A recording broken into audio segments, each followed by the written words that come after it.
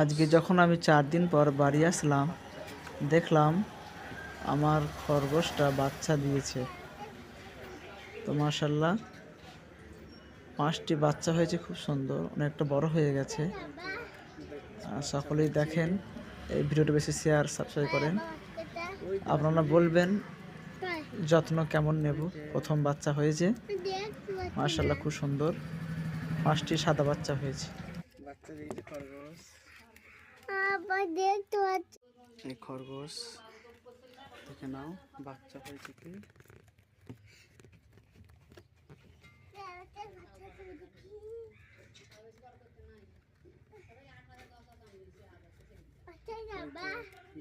বাচ্চা হয়েছে, ওই দে বাচ্চা নারিস, ওই দে